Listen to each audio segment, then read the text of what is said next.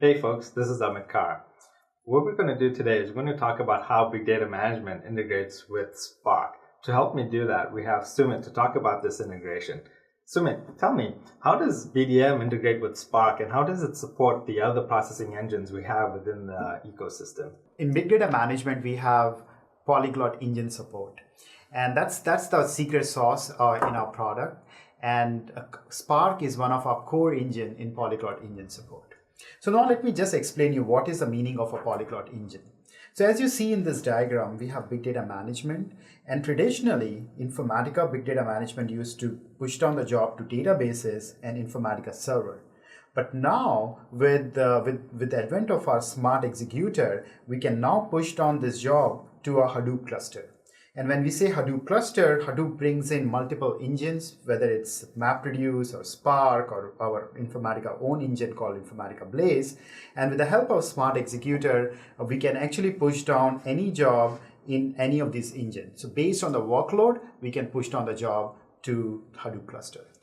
So that's a great overview of the smart executor, but let's talk about Spark, right? What are the components that BDM integrates with Spark and how does it actually work? So Informatica Big Data Management currently uses Spark 2.1 version, which is the latest version out here. And we use all the components of Spark 2.x, whether it's tungsten execution or vectorization or catalyst optimizer. We kind of use all of these components to help Informatica Big Data Mapping to be more performant.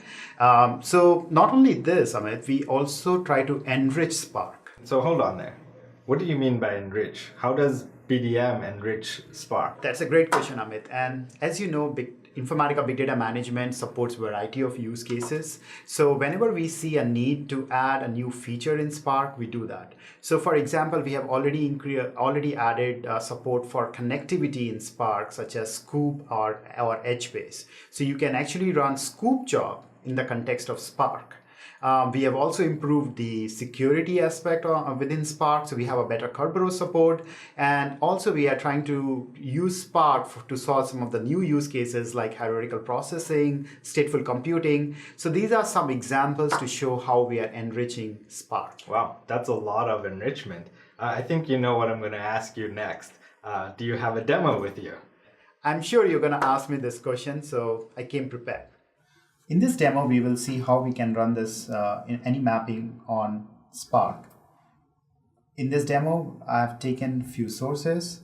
I'm doing some transformation like joiner and lookups, and finally writing the data back to a Hive target. So these are scoop sources, and in order to run this mapping on Spark is very easy. You have to go to the mapping runtime property, and you have to select the Hadoop execution environment, and then you have to select the Spark engine. Once you have selected the Spark engine, you have to give us the Hadoop connectivity. So you have to give us any Hadoop cluster where you want to run this entire mapping.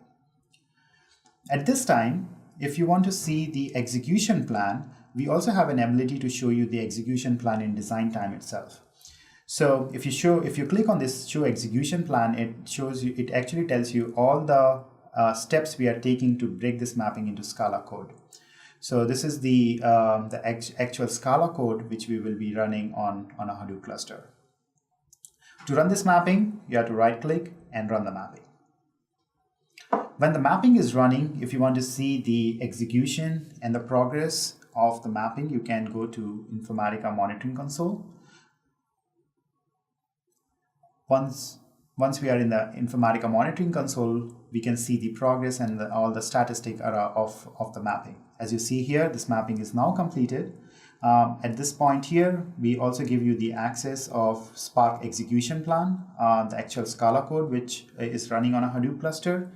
And if you want to drill more into the resource manager, we also have this UI which can take you to the resource manager.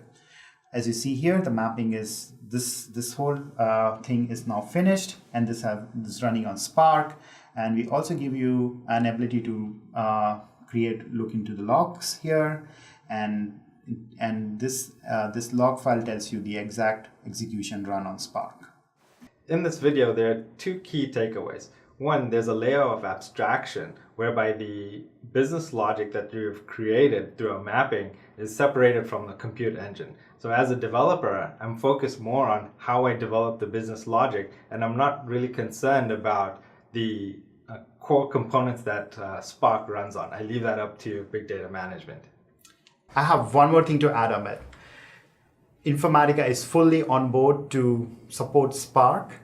And not only Informatica Big Data Management, many of our Informatica other products like Informatica Intelligence Streaming or our EIC product, which is Enterprise Information Catalog, all of these products can run on Spark.